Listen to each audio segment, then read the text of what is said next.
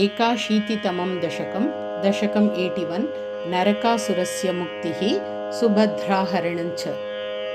स्निग्धां मुग्धां सततमपि तां लालयन् सत्यभामां यातो भूयः खलु तया याज्ञसेनी विवाहं पार्थप्रीत्यै पुनरपि मनाग अस्थितो हस्तिपुर्यां शक्रप्रस्थं पुरमपि विभो संविधाय गतो भूः।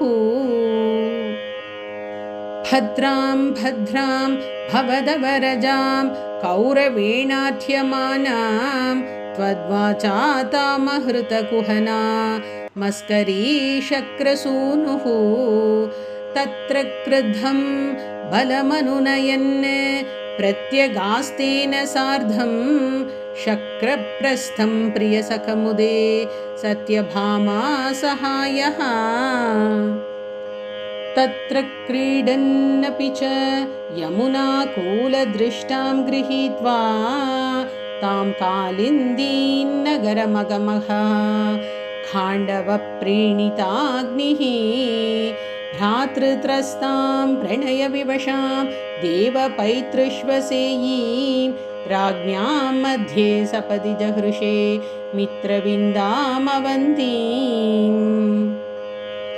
सत्यां गत्वा पुनरुदवहो नग्नजिन्नन्दनां तां बद्ध्वा सप्तापि च वृषवरान् सप्तमूर्तिर्निमेषात् भद्रां नाम प्रदधुरथ ते देवसन्तर्धनाद्याः तत्सोदर्या वरद भवतः सापि पैतृष्वसेयी।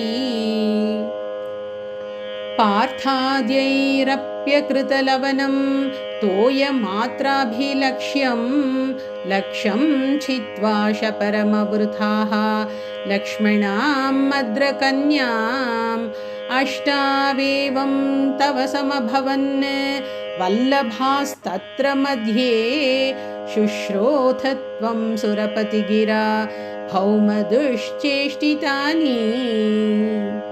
स्मृता यातं पक्षिप्रवरमधिरूढस्त्वमगमः वहन्नङ्के भामाम् उपवनमिवारातिभवनं विभिन्धन् दुर्गाणि त्रुटितपृतना शोणितरसैः पुरं तावत् प्राग्ज्योतिषम् अकुरुता शोणितपुरम्।